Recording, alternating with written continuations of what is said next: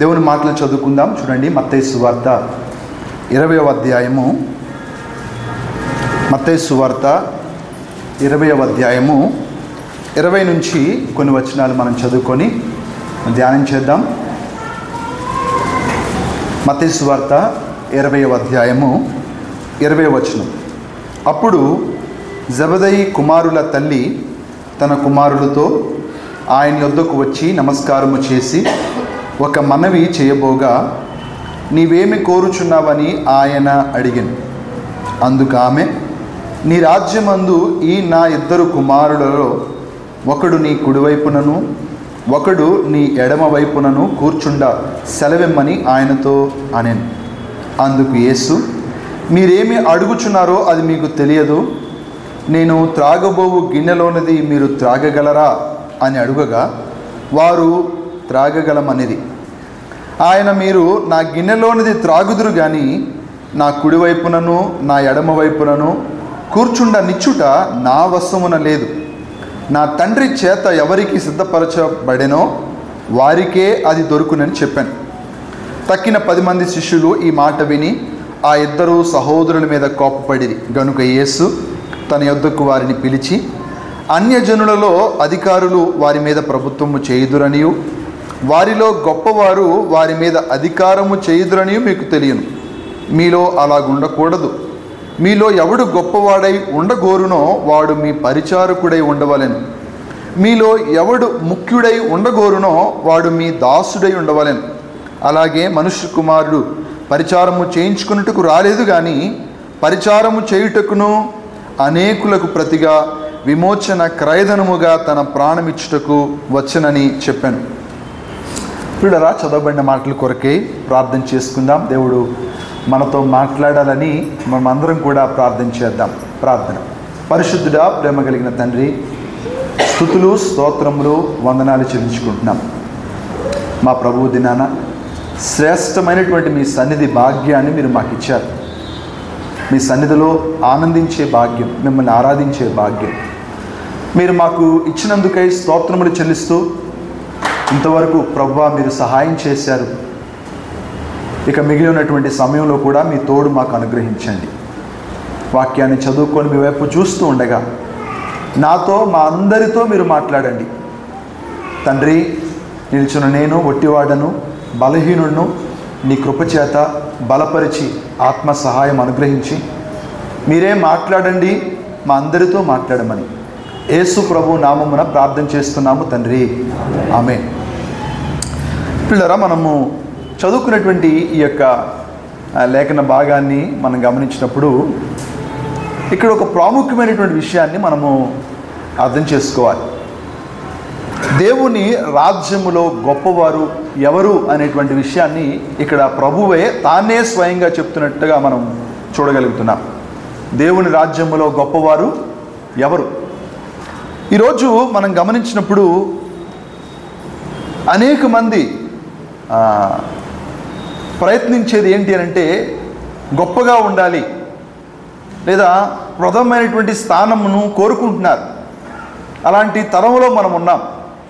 ఇక్కడ యేసు ప్రభువు ఇక్కడే మరి 20వ అధ్యాయంలో 17 నుంచి 19 వచనాలు మనం చూస్తే గనక యేసయ్య వారితో చెప్పాడు, నేను యెరూషలేమునకు వెళ్ళాలి, అక్కడ అప్పగింపబడతాను, వారు నాకు మరణశిక్ష విధిస్తారు, కొడతారు, కొరడాలతో కొడతారు, అపహసిస్తారు అని చెప్పి దేవుడు తన మరణాన్ని గురించినటువంటి విషయాన్ని శిష్యులకు చెప్పినప్పుడు చూడండి 17వ వచనం. యేసు యెరూషలేమునకు వెళ్ళనై ఉన్నప్పుడు ఆయన 12 మంది శిష్యులను ఏకాంతముగా తీసుకొని పోయి మార్గమందు వారితో ఇట్లనెను, ఇదిగో యెరూషలేమునకు వెళ్ళుచున్నాను, అక్కడ మనుష్య కుమారుడు ప్రధాన యాజకులను శాస్త్రులను అప్పగింపబడును, వారు ఆయనకు మరణశిక్ష విధించి ఆయనను అపహసించుటకును కొరడాలతో కొట్టుటకును సిలువ వేయుటకును అన్యజనులకు ఆయనను అప్పగింతురు.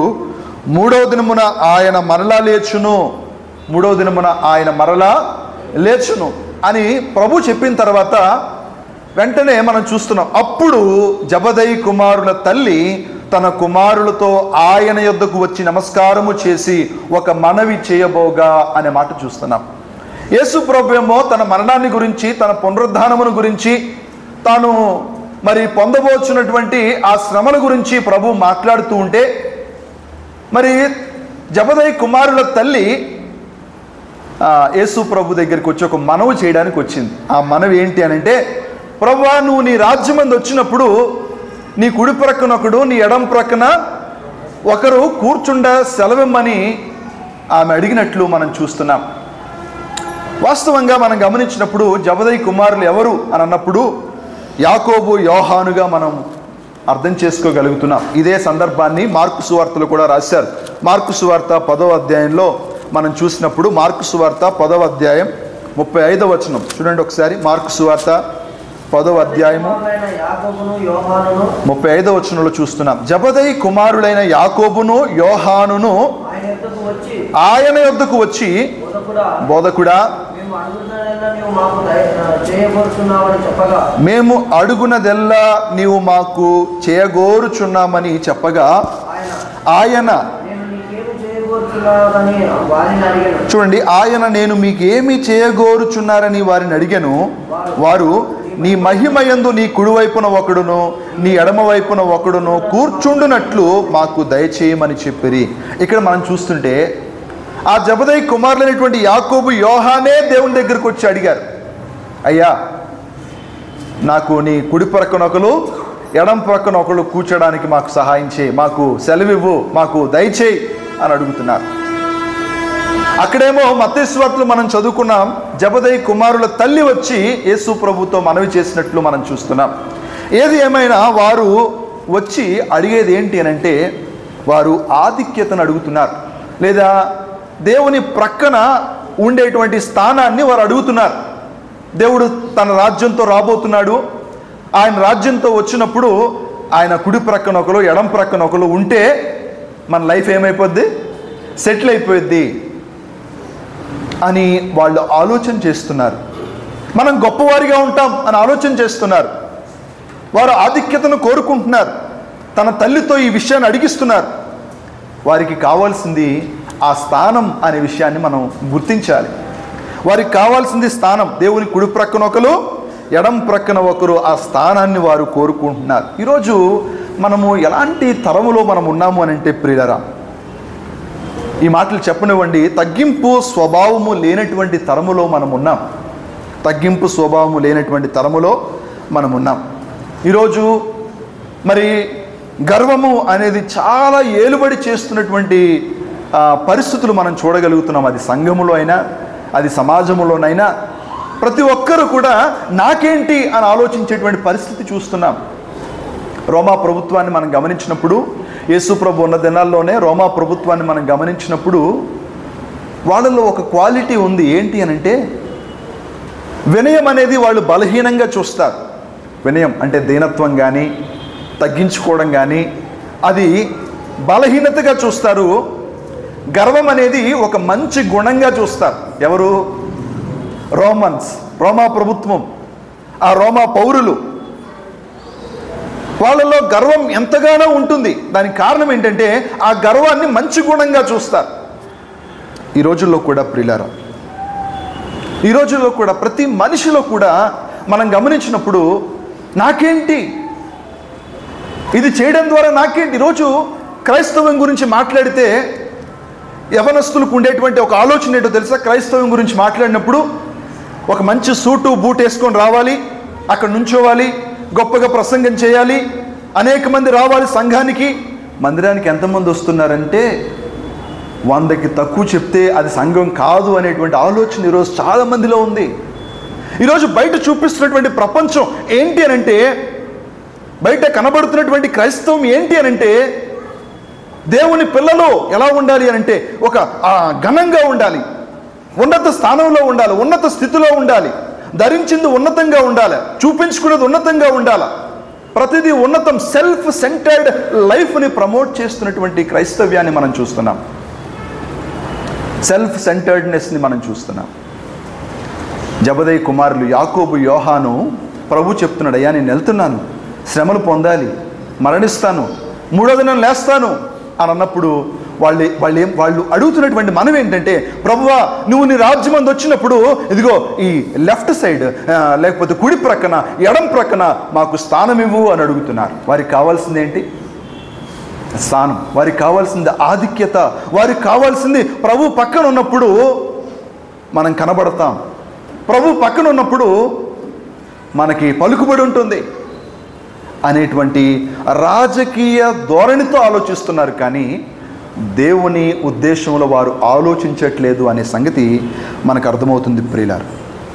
వాక్యంలో మనం గమనించినప్పుడు చూడండి ఒక మాట, సామెతల గ్రంథం 21వ అధ్యాయము, సామెతల గ్రంథం 21వ అధ్యాయము 4వ వచనం చూడండి. 4వ వచనం, అహంకార దృష్టియు గర్వ హృదయమును భక్తిహీనుల క్షేమమును పాపయుక్తములు అన్నాడు.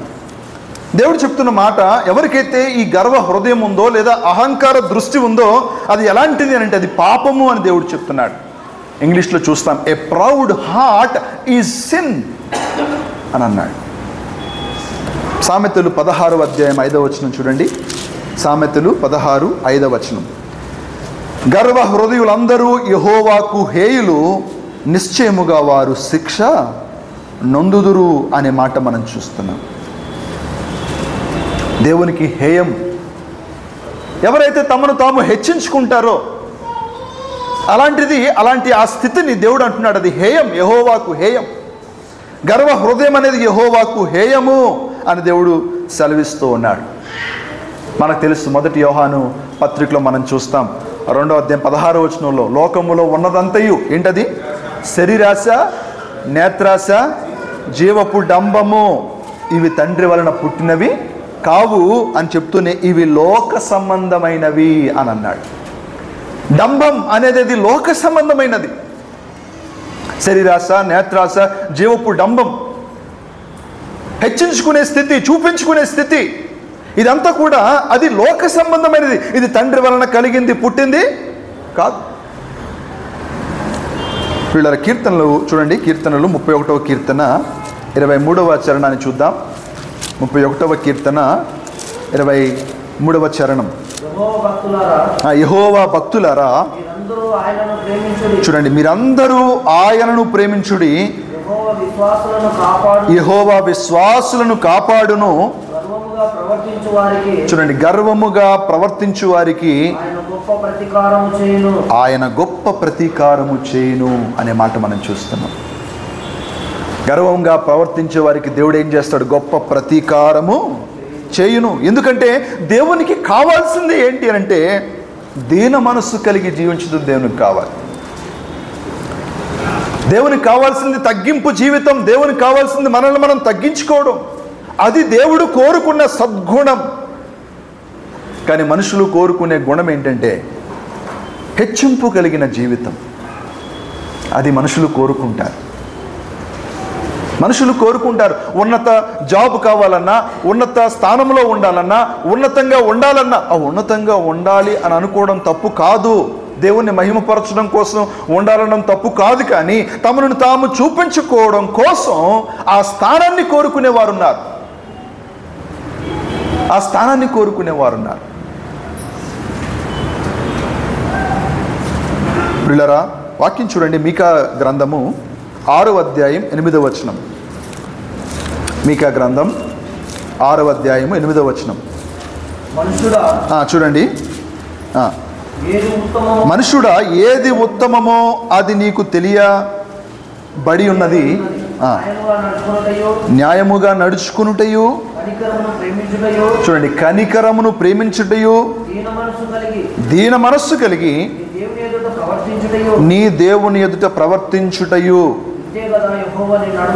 ఇంతే కదా యెహోవా నిన్ను అడుగుచున్నాడు. దేవుడు అడుగుతున్న సంగతి ఏంటి అని అంటే దీన మనస్సు కలిగి దేవుని ఎదుట ప్రవర్తించడం, న్యాయముగా నడుచుకునడం, కనికరమును ప్రేమించడం, దీన మనస్సు కలిగి దేవుని ఎదుట ప్రవర్తించడం. ఇంతే కదా యెహోవా నిన్ను అడుగుచున్నాడు. దేవుని కోరిక ఆ దీన మనస్సు కలిగి ఉండాలని దేవుడు కోరుకుంటున్నాడు. కీర్తనలు 138వ కీర్తన 6వ వచనంలో చూస్తున్నాం, యెహోవా మహోన్నతుడైనను ఆయన దీనులను లక్ష్య పెట్టును. దీనులను లక్ష్య పెట్టే దేవుడు. కాబట్టి ప్రియులారా, మనం ఆలోచన చేయాలి. దేవుడు కోరుకున్నది ఏంటి అని అంటే దీనత్వాన్ని దేవుడు కోరుకున్నాడు. గర్వమును దేవుడు హేయముగా చూస్తున్నాడు. ఆ హెచ్చింపు స్వభావాన్ని హేయంగా చూస్తున్నాడు. ఈరోజు మనం నేర్చుకోవాల్సిన మొట్టమొదటి పాఠం ఏంటంటే, దేవుని దగ్గర ఘనత ఎవరైతే కోరుకుంటారో, దేవుని దగ్గర ఆధిక్యత ఎవరైతే కోరుకుంటారో, దేవుని రాజ్యములో ఆ యొక్క ఘనతను ఎవరైతే కోరుకుంటారో వారు మొట్టమొదటిగా దీనత్వాన్ని అంగీకరించాలి, ఆ దీనత్వాన్ని ధరించుకోవాలి. దీనత్వాన్ని అంగీకరించాలి, ఆ దీనత్వాన్ని ధరించుకోవాలి. ప్రియుల, చూడండి, మనం పాఠంలోకి వచ్చినప్పుడు మత్తయి సువార్త 20 మనం చదువుకున్నాం. ఈ జబదయి కుమారులు ఆ స్థానాన్ని అడిగినట్లుగా మనం చూస్తున్నాం, ఆ స్థానాన్ని కోరుకున్నట్లు మనం చూస్తున్నాం. ఎందుకు అలా అడిగారు? మత్తయి సువార్త 19వ అధ్యాయము 28వ వచనం చూడండి. మత్తయి సువార్త 19వ అధ్యాయము 20 మత్తయి సువార్త 19వ అధ్యాయము 27వ వచనం. పేతురు, ఇదిగో మేము సమస్తమును విడిచిపెట్టి నిన్ను వెంబడించితిమి గనుక మాకేమి దొరుకునని ఆయనను అడుగగా, యేసు వారితో ఇట్లనెను, ప్రపంచ పునర్జన్మ నందు మనుష్య కుమారుడు తన మహిమగల సింహాసనం మీద ఆసీనుడై ఉండునప్పుడు నన్ను వెంబడించిన మీరును 12 సింహాసనముల మీద ఆసీనులై ఇశ్రాయేలు 12 గోత్రముల వారికి తీర్పు తీర్చుదురు అన్నాడు. ఎప్పుడైతే యేసు ప్రభు ఈ మాట చెప్పారో,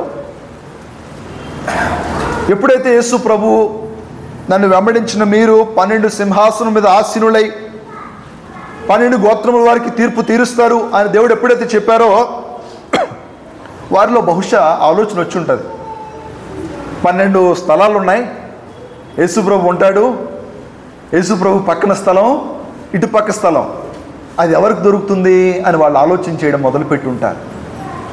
మార్కు సువార్త చూడండి, మార్కు సువార్తలో 9వ అధ్యాయంలో వారిలో ఎవరు గొప్పవారో ఆ సంగతిని బట్టి వారిలో జగడము కలిగింది. చూడండి, మార్కు సువార్త 9వ అధ్యాయం 32వ వచనం. 9:32. వారు ఆ మాట గ్రహింపలేదు కానీ ఆయన నడుగా భయపడిరి. అంతటి వారు కపెర్నహూమునకు వచ్చిరి. వారు ఎవడు గొప్పవాడని మార్గమున ఒకనితో ఒకడు వాదించిరి. వారిలో కలుగుతున్నటువంటి వాదం ఏంటి? ఎవరు గొప్ప? పేతురు గొప్పనా, యాకోబు గొప్పనా, యోహాను గొప్పనా? ఎవరు గొప్ప?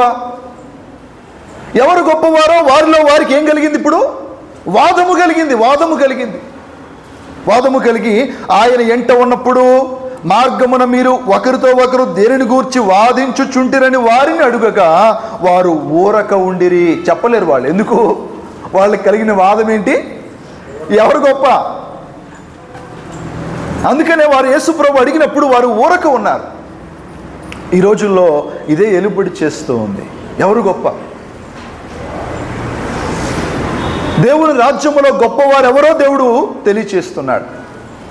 వారిలో కలిగింది ఆ వాదం. కానీ ఇక్కడ మత్తయి సువార్తలో మనం చూస్తున్నాం 20వ అధ్యాయంలో ఎవరు గొప్పవారో దేవుడు వారికి తెలియచేస్తున్నట్లుగా మనం చూస్తున్నాం. 20వ వచనం, 20వ అధ్యాయము 20వ వచనం. అప్పుడు జబదయి కుమారుల తల్లి తన కుమారులతో ఆయన యొద్దకు వచ్చి నమస్కారము చేసి ఒక మనవి చేయబోగా, నీవేమి కోరుచున్నావని ఆయన అడిగాను. అందుకు ఆమె, నీ రాజ్యమందు ఈ నా 2 కుమారుల్లో ఒకడు నీ కుడివైపునను ఒకడు నీ ఎడమ వైపునను కూర్చుండ సెలవిమ్మని ఆయనతో అనెను. అందుకు యేసు, మీరేమి అడుగుచున్నారో అది మీకు తెలియదు అని అన్నాడు. దేవుడు చెప్తున్న మాట ఏంటి అంటే, మీరు స్థానాన్ని కోరుకుంటున్నారు, మీరు ఆధిక్యతను కోరుకుంటున్నారు, కానీ మీరు ఏం అడుగుతున్నారో అది మీకు తెలియదు అని దేవుడు చెప్తున్నాడు.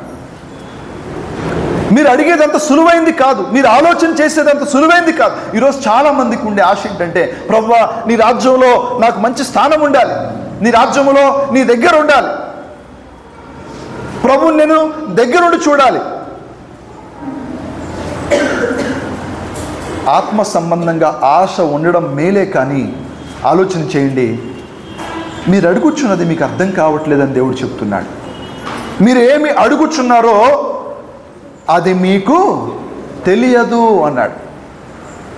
మీరేమి కోరుకుంటున్నారో అది మీకు తెలియట్లేదు, మీరేమి అడుగుచున్నారో అది మీకు తెలియట్లేదు.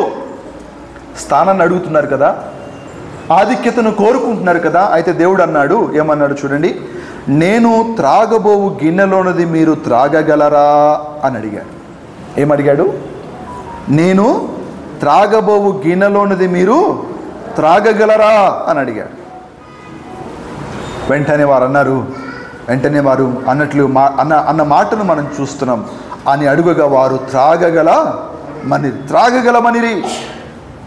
ఇక్కడ రెండవ పాఠాన్ని గమనించాలి. దేవుడు దీనత్వాన్ని కోరుకుంటున్నాడు. రెండవది, ఎవరు గొప్పవారు ఉంటారో, ఎవరు దేవుని రాజ్యములో ప్రముఖులై ఉంటారు అనంటే, ఎవరైతే దేవుని గిన్నెలోనిది త్రాగుతారో వారు గొప్పవారుగా ఉంటారు. గిన్నె అన్నప్పుడు అది మనకి ఏం చూపిస్తుంది? శ్రమను చూపిస్తుంది. గిన్నె అనగా శ్రమను చూపిస్తుంది. దేవుడు అన్నాడు, నా గిన్నెలోనిది త్రాగువారెవరో అని అన్నప్పుడు మనుషుల రక్షణార్థమైన శ్రమ, మనుషుల రక్షణ విషయమైనటువంటి శ్రమ. గిన్నె అంటే శ్రమ. దేవుడు అన్నాడు, నా గిన్నెలోనిది త్రాగిన ఎడల, అంటే నా నిమిత్తం మీకు వచ్చే శ్రమ, రక్షణ విషయమై మీకు వచ్చే శ్రమ. అందుకని యాకోబు పత్రిక 1వ అధ్యాయం 2వ వచనంలో చూస్తున్నాం, మీ విశ్వాసమునకు కలుగు పరీక్ష అన్నాడు. మీ విశ్వాసానికి ఏముంటుంది? పరీక్ష ఉంటుంది. మీ విశ్వాసమునకు కలుగు పరీక్ష ఓర్పును పుట్టించునని ఎరిగి మీరు ఆ శ్రమలు వచ్చినప్పుడు మహా ఆనందంగా ఎంచుకోండి అన్నాడు. నా గిన్నెలోనిది త్రాగగలరా అని దేవుడు అడుగుతున్నాడు. ఈరోజు ఒకవేళ మనల్ని కూడా అడుగుతున్నాడు ప్రభు. ఒకవేళ మనం కూడా కోరుకుంటే గనక, ఆ స్థానాన్ని కోరుకుంటే, ఆ ఆధిక్యతను కోరుకుంటే, దేవుడు అడుగుతున్న విషయం ఏంటి అనంటే, నా గిన్నెలో ఉన్నది మీరు త్రాగగలరా అని అడుగుతున్నాడు. వారు వెంటనే అన్నారు, మేము త్రాగుతామండి అని వెంటనే ప్రభుతో చెప్పారు. కానీ ఈరోజు ఒకసారి ఆలోచన చేద్దాం, మనం నిజంగా త్రాగగలమా ఆ గిన్నె? దేవుడు పదే వారికి అనేక సందర్భాల్లో చెప్పినట్లుగా మనం చూస్తాం. మత్తయి సువార్త 8వ అధ్యాయం చూడండి. మత్తయి సువార్త 8వ అధ్యాయం 18వ వచనం. 8వ అధ్యాయం 18వ వచనం. యేసు తన యొద్దనున్న జనసమూహమును చూచి అద్దరికి వెళ్ళవలెనని ఆజ్ఞాపించాను. అంతటా ఒక శాస్త్రి వచ్చి, బోధకుడా, నీవెక్కడకు వెళ్ళినను నీవి అంట వచ్చేదనని ఆయనతో చెప్పాను. అందుకు యేసు, నక్కలకు బొరియలను ఆకాశ పక్షులకు నివాసములు కలవు గాని మనుష్య కుమారునికి తలవాల్చుకున్నట్టుకైనా స్థలము లేదని అతనితో చెప్పాను. దేవుడు ఏమంటున్నాడంటే, ప్రభువా నేను నిన్ను వెంబడిస్తాను అన్నారంట ఎవరో వచ్చి. నేను నిన్ను వెంబడిస్తానంటే దేవుడు చెప్తున్న మాట, నక్కలకు స్థలం ఉంది, ఆకాశ పక్షులకు స్థలం ఉంది, కానీ మనుష్య కుమారునికి ఏమి లేదు, స్థలము లేదు. నన్ను వెంబడిస్తున్నావా? అయితే ఒక్క విషయం ఏది జ్ఞాపకం చేసుకోవాలంటే, నన్ను వెంబడించేవానికి ఏముండదు, ఇప్పుడు ఏముండదండి, స్థలం ఉండదు. దేవుడు పదే వారికి జ్ఞాపకం చేస్తూ ఉన్నాడు. నివసించడానికి స్థలం కూడా ఉండదు, దానికి సిద్ధపడితే నన్ను వెంబడించండి అని ఆయన చెప్తున్నట్లు మనము అర్థం చేసుకోగలుగుతున్నాం. ఇక్కడ 10వ అధ్యాయం చూడండి. 10వ అధ్యాయం 34వ వచనం. నేను భూమి మీదకి సమాధానమును పంపవచ్చితనని తలంచకుడి, ఖడ్గమునే గాని సమాధానమును పంపుటకు నేను రాలేదు అని దేవుడు చెప్తూ ఉన్నాడు. ప్రభు చెప్తున్న మాట, ఖడ్గమునే గాని సమాధానమును పంపుటకు నేను రాలేదు. ఒక మనుషునికి వాని తండ్రికిని, కుమార్తెకును, ఆమె తల్లికిని, కోడలికిని, ఆమె అత్తకును విరోధము పెట్టవచ్చుతని. ఇక్కడ మనం అనుకోవచ్చు, ఏంటి దేవుడు విరోధాన్ని పెట్టడానికి వచ్చాడా అని అనుకునేరు. దేవుడు చెప్తున్న మాట అది కాదు. వాస్తవంగా మీకు ఒక మాట చెప్పనివ్వండి, విశ్వాసానికి శ్రమ ఎలా కలుగుతుంది అని మీరు అంటే గనక, విశ్వాసానికి మాకు పరీక్ష ఎలా కలుగుతుంది అని మీరు అంటే గనక, ఒక్క మాట యేసు ప్రభు కోసం ఇంటిలో విశ్వాసంతో జీవిస్తే ప్రతిరోజు అక్కడ ఏముంటుంది తెలుసా? యుద్ధమే. మన ఇంట్లో ప్రభు కోసం నమ్మకంగా, ఇది కాదు ప్రభువు ఇలా జీవించమన్నాడు, ఇది వద్దు మనకి, ప్రభువు ఇలా ఉండమన్నాడు అని మనం కానీ చెప్తే, భర్త భార్యకైనా, భార్య భర్తకైనా చెప్తే అక్కడే ప్రారంభమవుతుంది ఏంటి? శ్రమ. అక్కడే ప్రారంభమవుతుంది శ్రమ. పిల్లలు ఆలోచన చేయండి. మనం అనుకుంటాం అవన్నిటినీ మనం పక్కన పెడతాం, కానీ మనం చూసేదంతా ఒకటే. ఈ లోకంలో ఉన్నటువంటి సంగతులు ఏంటి అనంటే హెచ్చించుకోవాలి, ఏంటి అనంటే చూపించుకోవాలి, ఏంటి అనంటే ఇదిగో అలా ఉండాలి. ఎలా ఉండాలి? ఆ పాస్టర్లా ఉండాలి, ఈ సేవకునిలా ఉండాలి అని అనుకుంటున్నామే, కానీ ప్రభువులాగా ఉండాలి అని ఆలోచన చేయడం లేదు. ప్రియులారా, ప్రభు చెప్తున్న మాట, మీరు నా గిన్నెలోనిది త్రాగగలరా అని దేవుడు అడుగుతున్నాడు. ఇక్కడే మత్తయి సువార్త 10వ అధ్యాయంలో చదువుకున్నాం. 10వ అధ్యాయం మనం చదువుకున్నాం కదా. 38వ వచనం చూడండి. 38వ వచనం, తన సిలువనెత్తుకుని నన్ను వెంబడింపనివాడు నాకు పాత్రుడు కాడు. శిష్యులకు చెప్తున్న మాట ఏంటి అని అంటే, ఓకే, మీరు నన్ను వెంబడించాలని అనుకుంటే గమనించండి, మీకు స్థలం ఉండదు. నన్ను వెంబడించాలని అనుకుంటే ఇదిగో మీ జీవితంలో ఖడ్గం ఉంటుంది. నన్ను వెంబడించాలని అనుకుంటే మీ సిలువనెత్తుకొని వెంబడించాలి. ఇంకా అనేకమైనటువంటి విషయాలు దేవుడు మాట్లాడినట్లుగా మనం చూస్తాం. ఎంత మాట్లాడినా కూడా పేతురు అంటున్నాడు, ఏమన్నాడు తెలుసా? చూడండి, పేతురు అంటున్నటువంటి విషయం చూస్తున్నాం. 19వ అధ్యాయము, మత్తయి సువార్త 19వ అధ్యాయం 27వ వచనం. పేతురు, ఇదిగో మేము సమస్తమును విడిచిపెట్టి నేను వెంబడించితిమి గనుక మాకేమి దొరుకునని ఆయనను, అంటే ఇప్పుడు ఆయన ఉద్దేశం ఏంటి? ఆయన ఆలోచన ఏంటండి? మేము సమస్తాన్ని విడిచిపెట్టాం, ఇప్పుడు మాకేం దొరుకుతుంది అని ఆలోచిస్తున్నారు. అంటే దాని అర్థము, పేతురు ఇప్పటికీ ఆయన ఎలా ఆలోచిస్తున్నాడు అనంటే, ప్రభువుని వెంబడిస్తున్నాం కాబట్టి మనకేం దొరుకుతుంది, మెటీరియలిస్టిక్గా ఆలోచిస్తున్నట్లు మనం చూడగలుగుతున్నాం. ఈరోజు చాలామంది ఆయన్ని వెంబడించేవారు. మాకేమి దొరుకును, మాకేం కలుగుతుంది, ఆయన దగ్గరికి వస్తున్నాం, ఆయన సన్నిధికి వస్తున్నాం, ఆయన ఆరాధన చేస్తున్నాం, మందిరానికి వెళ్తున్నాం, మాకేం దొరుకుతుంది, మాకేం కలుగుతుంది, మాకు శ్రమలు పోతాయా, మాకు అప్పులు తీరిపోతాయా, మాకేం కలుగుతుంది అని పేతురు అడిగినట్లుగా చూస్తున్నాం. 29వ వచనంలో చూడండి. ఇక్కడే, నా నామము నిమిత్తం అన్నతమ్ములనైనను, అక్క చెల్లెలైనను, తండ్రినైనను, తల్లినైనను, పిల్లనైనను, భూములనైనను, ఎండ్లనైనను విడిచిపెట్టిన ప్రతివాడు 100 రెట్లు పొందును, ఇదిగాక నిత్య జీవమును స్వతంత్రించుకొనును అని అన్నాడు. దేవుణ్ణి వెంబడిస్తే 100 రెట్లు పొందుకుంటాం. దేవుణ్ణి వెంబడిస్తే ఏం పొందుకుంటాం? 100 రెట్లు. 1 రెట్లు కాదు, 10 రెట్లు కాదు, 20 రెట్లు కాదు, 100 రెట్లు పొందుకుంటాం దేవుణ్ణి వెంబడిస్తే. కానీ వెంబడించడం అంటే ఏంటంటే, నా నామము నిమిత్తం అన్నదమ్ములనైనను, అక్క చెల్లెలనైనను, తండ్రినైనను, తల్లినైనను, పిల్లలనైనను, భూములనైనను, ఎండ్లనైనను విడిచిపెట్టిన ప్రతివాడును, అంటే నా గిన్నెలోనిది మీరు త్రాగాలి అని దేవుడు కోరుకుంటున్నాడు. నేను మనుషుల కోసం ఎంత రిక్తునిగా చేసుకున్నానో అలాగూ మీరు రిక్తులవ్వాలి అని దేవుడు కోరుకుంటున్నాడు. ఇప్పుడు చెప్పండి, ఆయన గిన్నెలోనిది మనం త్రాగలమా? స్థానాన్ని కోరుకునే ప్రతి ఒక్కరూ, దేవునితో ఉండాలనుకునే ప్రతి ఒక్కరూ ఆలోచించాల్సిన సంగతి ఏంటి అంటే, ఆ ఘనతను, ఆ మహిమను, ఆ ఆధిక్యతను కోరుకునే ప్రతి ఒక్కరూ ఆలోచించాల్సింది, ప్రభువు గిన్నెలోనిది నేను త్రాగగలనా? దేవుని కోసం కొంత సాక్రిఫైస్ చేయలేని పరిస్థితి ఈరోజు చూస్తున్నాం. పిల్లరా, దేవుని కోసం కొంత కూడా సాక్రిఫైస్ చేయలేనటువంటి పరిస్థితులు. పలానా వ్యక్తికి చెప్తే, సోదరికి చెప్తే ఏమనుకుంటుందో అనేటువంటి పరిస్థితి, సోదరుడికి చెప్తే ఏమనుకుంటాడో అనేటువంటి పరిస్థితి. ఎందుకంటే ప్రతి ఒక్కరూ ఆ సొంత జీవితం, సొంత స్వీయ జీవితంలో గడుపుతూ ఉన్నాం కాబట్టి ఎవరు కూడా ఏమి అనడానికి లేనటువంటి పరిస్థితి. ప్రభు గిన్నెలోని త్రాగలమా?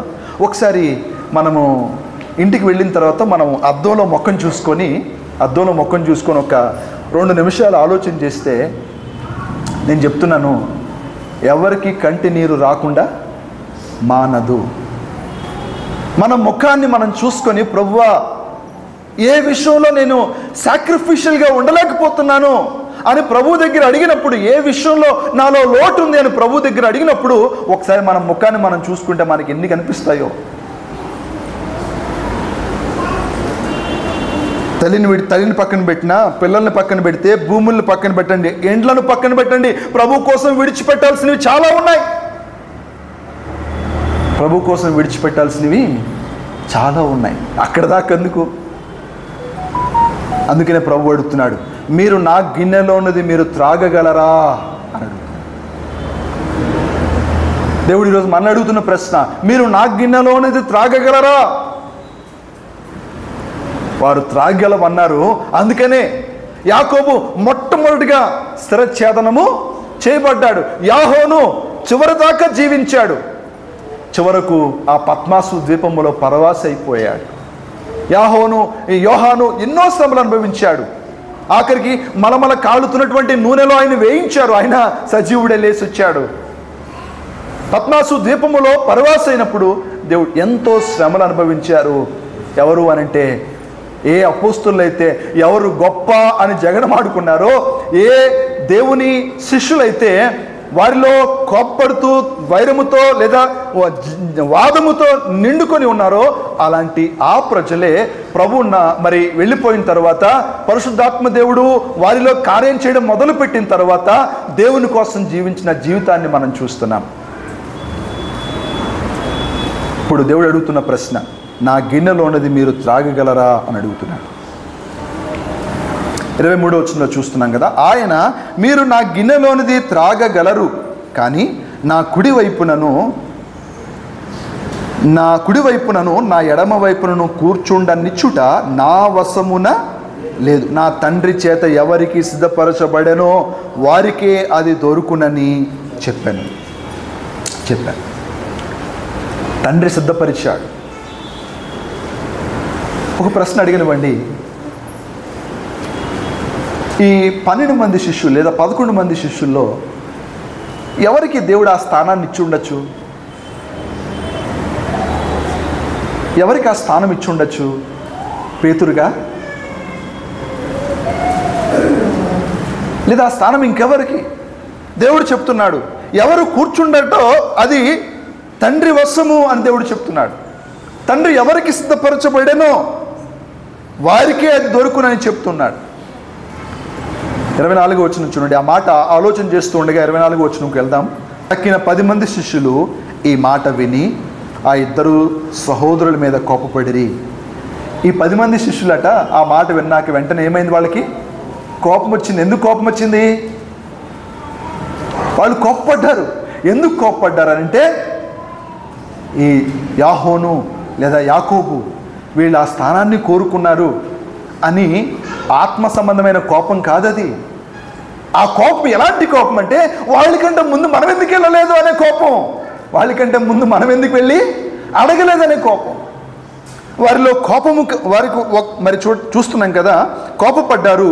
కోపపడిన తర్వాత దేవుడు అన్నాడు, గనుక యేసు తన యొద్దకు వారిని పిలిచి, అన్యజనులలో అధికారులు వారి మీద ప్రభుత్వము చేయుదురనియు వారిలో గొప్పవారు వారి మీద అధికారము చేయుదురనియు మీకు తెలియను. మీలో అలాగుండకూడదు అని దేవుడు చెప్తున్నాడు. దేవుడు కోరుకున్న సంగతి ఏంటి అని అంటే, దేవుడు కోరుకున్న సంగతి నా గిన్నెలోనిది త్రాగాలి.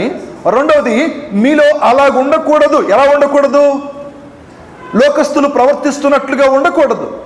అన్ని జనుల్లో అధికారులు ఏ విధంగా ఉంటారు అనంటే, అన్ని జనుల్లో అధికారులు వారి మీద ప్రభుత్వము చేయుదురు. ఏం చేస్తారట? ప్రభుత్వం చేస్తారు. అన్య జనులలో గొప్పవారు వారి మీద అధికారం చేస్తారు. ఈ 2 చెప్తున్నాడు. ప్రభుత్వం చేస్తారు కొంతమంది అధికారం చేస్తారు. అన్ని జనులలో అలా కనిపిస్తుంది, కానీ మీలో అలాగూ ఉండకూడదు అని దేవుడు చెప్తూ ఉన్నాడు. ఈరోజు మనం చూస్తాం, 10 మంది పనోళ్ళు ఉంటే 10 మంది సేవకులు ఉండాలి. ఏముండాలా? 10 మంది సేవకులు, 10 మంది పనివాళ్ళు ఉండాలి. వాళ్ళ మీద అధికారం చూపించాలి, వాళ్ళ మీద ప్రభుత్వం చేయాలి. ఎవరు గొప్ప అనేటువంటి ఒక నినాదంతో ఈరోజు మనం ముందుకు వెళ్తున్నాం. ఈరోజు యవనస్తులు గమనించాలి, అనేక విషయాలకు వాళ్ళు సెలబ్రేట్ చేసుకునేది ఏంటో తెలుసా? We are proud to be like this, we are proud to be like this. ఎలాగండి? మేము పురుషులు పెళ్ళాడటం విషయంలో మేము గర్వపడుతున్నాం, స్త్రీలు పెళ్ళాడే విషయంలో గర్వపడుతున్నాం. ఈరోజు మనం చూస్తున్నాం ప్రైడ్ మంత్ అని ఎన్నో ఈవెంట్స్ని కండక్ట్ చేసుకుంటూ ఉన్నారు. పాపము చేయటం విషయంలో కూడా వాళ్ళు ఏం పడుతున్నారు? గర్వపడేటువంటి పరిస్థితులు. నేను ఇలా ఉన్నాను, ఐఎమ్ ప్రౌడ్ అబౌట్ ఇట్. నేను ఇలా ఉన్నాను, దాన్ని బట్టి నేనేం చేస్తున్నాను, అది నా గర్వం అని అనుకునేటువంటి దినాల్లో ఉన్నాం ప్రియులారా. అలాంటి పరిస్థితి దేవుడు చెప్తున్నాడు, మీలో అలాగూ ఉండకూడదు. రెండో విషయం, మీలో అలాగూ ఉండకూడదు. వారు చేసినట్లుగా ప్రభుత్వం చేయకూడదు, వారు చేసినట్లుగా అధికారం చేయకూడదు, మీలో అలా ఉండకూడదు. మరి ఎలా ఉండాలి అని అంటే దేవుడు చెప్పాడు 26వ వచనం, మీలో ఎవడు గొప్పవాడై ఉండగోరునో వాడు మీ పరిచారకుడై. ఎవరు గొప్పవారై ఉండాలనుకుంటున్నారో వారు మీ పరిచారకులై ఉండవలెను. మీలో ఎవడు ముఖ్యుడై ఉండగోరునో వాడు మీ దాసుడై ఉండవలెను. దేవుడు చెప్తున్న మాట. గొప్పవాళ్ళై ఉండాలనుకుంటున్నారు కదా, అట్లయితే వాడు మీ పరిచారకుడై ఉండవలెను. ఈ మాట ఎవరితో చెప్తున్నారు? ప్రభువు శిష్యులతో చెప్తున్నారు. ఎంతమంది శిష్యులు ఉన్నారండి అక్కడ? 12 మంది శిష్యులు ఉన్నారు. దేవుడు చెప్పేశాడు, ఏమని చెప్పాడంటే, మీలో ఎవరు గొప్పవారో వారు మీకు ఎలా ఉండాలి? పరిచారకుడై ఉండాలి. మీలో ఎవరు ప్రముఖులై ఉండాలనుకుంటున్నారో, ఎవరు ముఖ్యులై ఉండాలనుకుంటున్నారో వారు మీ దాసుడై ఉండాలి అని అన్నాడు. ఇప్పుడు వాళ్ళల్లో వాళ్ళకి ఏం ఫైటింగ్? ఎవరు గొప్ప అనే ఫైటింగ్. దేవుడు చెప్పాడు, మీ 12 మందిలో ఎవరైతే అందరికీ దాసులై ఉంటారో, మీ 12 మందిలో ఎవరైతే మరి తగ్గించుకొని పరిచారకులై ఉంటారో వారు గొప్ప అని దేవుడు చెప్తూ ఉన్నాడు. నిజంగా ఆలోచన చేసినప్పుడు ప్రభు నమ్ముకున్నటువంటి శిష్యులు, ప్రభువుని వెంబడించినటువంటి శిష్యులు వాదించుకున్నారు, జగడమాడుకున్నారు. కానీ ప్రభు వెళ్ళిపోయిన తర్వాత పరిశుద్ధాత్మ దేవుని నడిపింపుతో వాళ్ళు జీవించిన జీవితాన్ని చూస్తుంటే ప్రియులారు, ఎవరు గొప్ప అన్నప్పుడు వాళ్ళలో ఉన్న తగ్గింపును చూస్తున్నాం. పేతురు అన్నిటికంటే ముందుగా ఉన్నవాడు. అలాంటి ఆ పేతురు ఒకరోజు అన్య జనుల వలె ప్రవర్తించినప్పుడు పౌలు వచ్చి అన్నాడు, నీవు అన్య జనుల్లాగా ప్రవర్తిస్తున్నావు అని అన్నప్పుడు పేతురు అక్కడ వెంటనే స్పందించలేదు, కానీ ఏమయ్యాడు? మౌనముగా ఉండిపోయాడు. వాళ్ళలో వాళ్ళను మనం గమనించినప్పుడు వాళ్ళలో ఎవరు ఎక్కువగా తగ్గించుకున్నారు? ఇప్పుడు మనం చూడాల్సిన సంగతి ఏంటంటే, వాళ్ళలో ఎవరు ఎక్కువగా తగ్గించుకున్నారు, వాళ్ళలో ఎవరు ఎక్కువగా పరిచారకునిగా ఉన్నారు అని అంటే వాళ్ళలో వాళ్ళకే పోటీ. ఇంతకుముందు ఎవరు గొప్పవారన్న దాంట్లో పోటీ, ఇప్పుడు వాళ్ళకు ఉన్నటువంటి పోటీ ఏంటంటే, నువ్వు తగ్గించుకుంటావా, నేను తగ్గించుకుంటానా? నువ్వు పరిచారకుడిగా ఉంటావా, నేను? ఇది దేవుడు కోరుకున్నది సంఘములో. వాడు మీ పరిచారకుడై ఉండవలెను, వాడు మీ దాసుడై ఉండవలెను. అదే కదా మార్కు సువార్తలో కూడా ప్రభు చెప్తున్నారు. మార్కు సువార్త చూడండి, మార్కు సువార్త 10వ అధ్యాయం. మార్కు సువార్త 10వ అధ్యాయము. మార్కు సువార్త 10వ అధ్యాయము చూడండి, 42వ వచనం. యేసు వారిని తన యొద్దకు పిలిచి వారితో ఇట్లనెను, అన్యజనులలో అధికారులను ఎంచబడిన వారు వారి మీద ప్రభుత్వము చేయుదురు, వారిలో గొప్పవారు వారి మీద అధికారము చేయుదురని మీకు తెలియను. మీలో అలాగుండకూడదు. మీలో ఎవడైనాను గొప్పవాడై ఉండగోరిన ఎడల వాడు మీకు పరిచారము చేయువాడై ఉండవలెను. ఎలా ఉండాలంటే, మీకు పరిచారము చేయువాడై ఉండవలెను. మీలో ఎవడైనా ప్రముఖుడై ఉండగోరిన ఎడల వాడు అందరికీ దాసుడై ఉండవలెను. ఈ సంగతి చెప్పి వెంటనే తనను గురించి యేసు ప్రభు చెప్తున్నట్లు మనం చూస్తున్నాం. మనిషి కుమారుడు పరిచారము చేయించుకున్నట్టుకు రాలేదు, కానీ పరిచారము చేయుటకును అనేకులకు ప్రతిగా విమోచన క్రయధనముగా తన ప్రాణము ఇచ్చుటకు వచ్చెను. తన ప్రాణం ఇవ్వడానికి వచ్చాడు. మత్తయి సువార్త 20వ అధ్యాయంలో కూడా చివరికి అదే మాట చెప్తున్నారు. 28వ వచనం, అలాగే ఎలాగా? పరిచారకుడిగా, దాసుడిగా ప్రభువు ఉండి, అలాగే మనుష్య కుమారుడు పరిచారము చేయించుకున్నట్టుకు రాలేదు, కానీ పరిచారము చేయుటకును అనేకులకు ప్రతిగా విమోచన క్రయధనముగా తన ప్రాణమిచ్చుటకు వచ్చనని చెప్పాను. యేసయ్య వారందరిలో యేసయ్య మనకు ఎలా కనిపిస్తున్నాడంటే దాసుడిగా కనిపిస్తున్నాడు. వారందరికంటే తగ్గించుకున్నటువంటి వ్యక్తిగా కనిపిస్తున్నాడు. పరిచారము చేసినటువంటి వ్యక్తిగా కనిపిస్తున్నాడు. యోహాను సువార్త 13వ అధ్యాయం మనకు తెలుసు. యేసు ప్రభు ఆ రాత్రి వేళ మేడగదిలో ఉండి భోజనము అయిన తరువాత ప్రభువు చెప్పినటువంటి సంగతి మనకు తెలుసు. 13వ అధ్యాయం, యోహాను సువార్త 13వ అధ్యాయము 12వ వచనం. వారి పాదములు కడిగి తన పై వస్త్రము వేసుకున్న తరువాత ఏం చేశాడు ప్రభు? వారి పాదములు కడిగాను. వారి పాదములు కడిగాను. దేవుడు తన సర్వాధికారి అయినటువంటి దేవుడు, సర్వ సృష్టికర్త, ఆయన లేకుండా ఏది కలుగలేదు.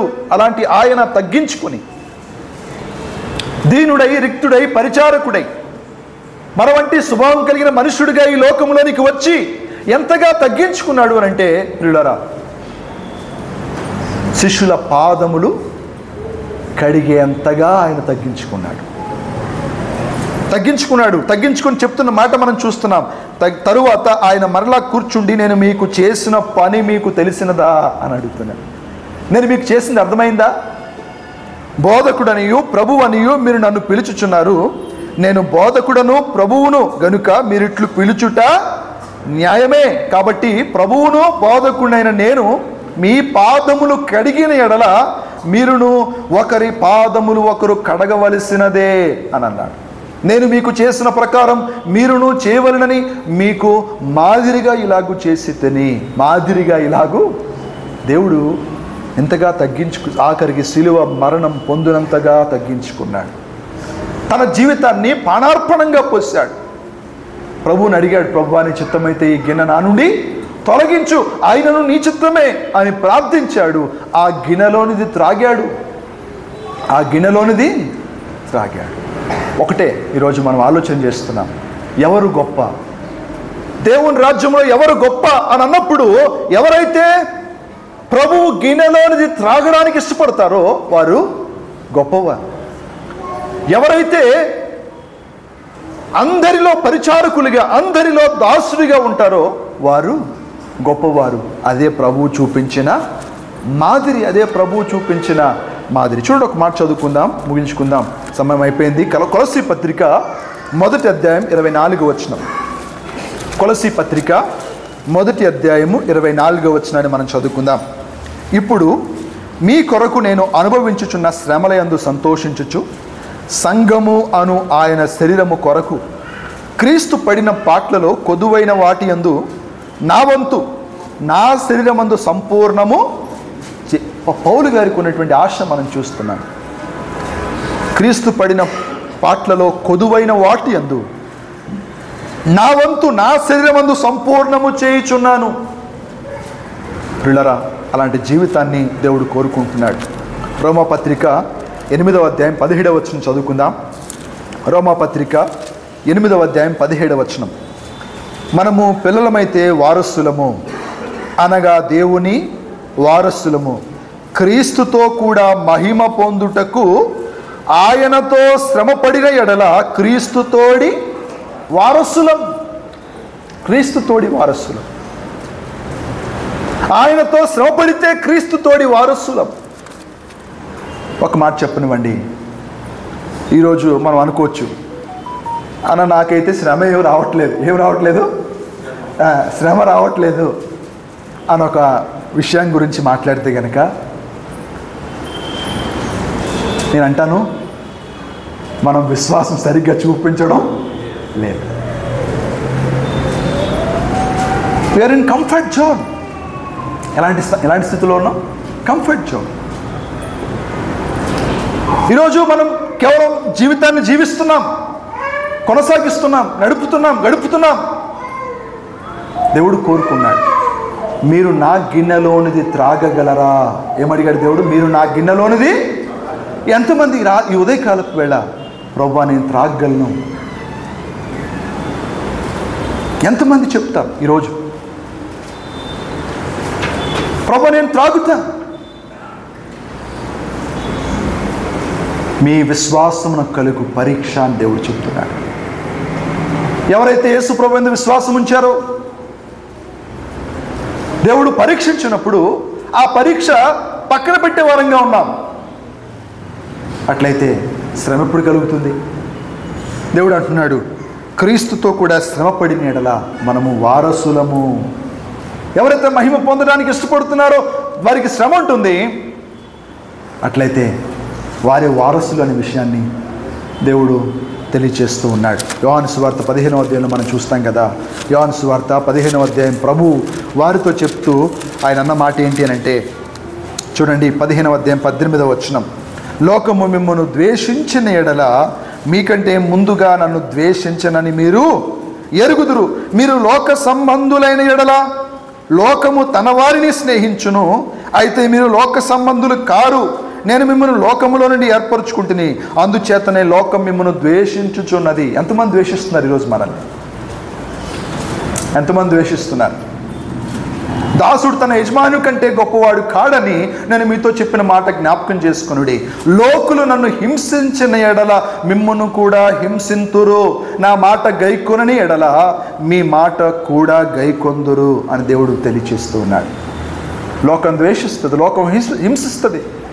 ఎప్పుడు అనంటే లోకానికి వేరుగా విశ్వాసాన్ని చూపించినప్పుడు లోకం మనల్ని హింసించేదిగా, లోకం మనల్ని ద్వేషించేదిగా ఉంటుంది. కానీ ఎప్పుడైతే లోకంలో కలిసిపోయామో అప్పుడు ఏం చేస్తారు?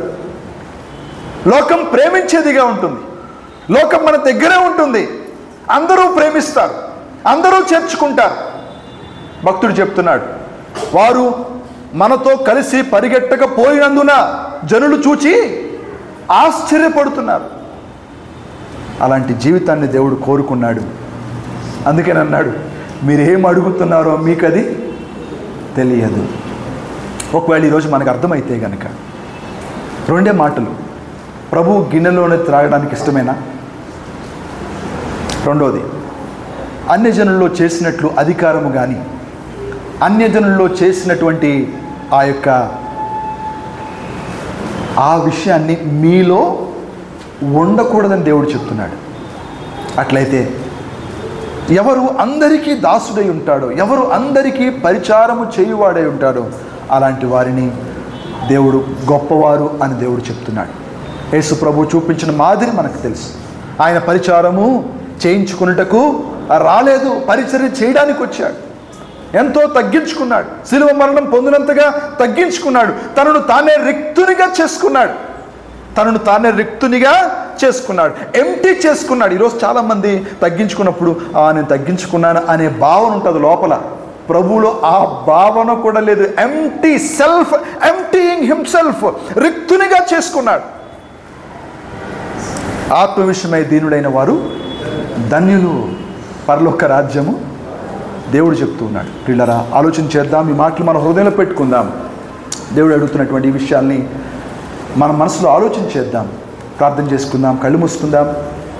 ఎవరు ప్రభు కోసం జీవించాలని ఆశపడుతున్నారు? ఎవరికైతే ఆ ఆశ ఉందో, ప్రభువా నీ మహిమలోనే నీ దగ్గర ఉండాలి, నీ రాజ్యంలో నీ దగ్గర ఉండాలి, నీ రాజ్యంలో నాకు ప్రముఖమైన స్థానం ఉండాలి అనే కోరిక ఎవరికైతే ఉందో, ఆత్మ సంబంధంగా ఉండడం మంచిదే. అట్లయితే ప్రభు గిన్నెలోని త్రాగడానికి ఇష్టమా? ప్రభు వలె తగ్గించుకొని జీవించడానికి ఇష్టమా? ఈ రెండు విషయాలకి జవాబు చెప్పుకొని ఇక్కడి నుంచి మనం బయలుదేరదాం. అలాగే ప్రార్థన చేద్దాం.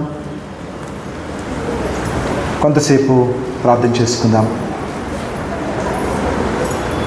కొంతసేపు ఆలోచన చేద్దాం. దేవుని కోసం ఏం విడిచిపెడుతున్నాం, దేవుని కోసం ఏం శ్రమ పడుతున్నాం, ఆలోచన చేద్దాం. ప్రభునందు ప్రియులారా, మన ప్రియ ప్రభు రక్షకుడునైనటువంటి యేసుక్రీస్తు శ్రేష్టమైన నామంలో మీ అందరికీ హృదయపూర్వక వందనాలు. ఈ సందేశంలో మీ ఆధ్యాత్మిక జీవితానికి ఎంతో మేలుకరంగా, దీవెనకరంగా, మీరు ఆత్మీయంగా బలపడుటకు సహాయకరంగా ఉన్నాయని ఆశిస్తున్నాం. ఇంకను అనేక సందేశములు వినుటకు ఈ ఛానల్ను సబ్స్క్రైబ్ చేసుకోగలరు. ఈ పరిచర్య నిమిత్తమై ఇంకను ప్రార్థించగలరని మనవి.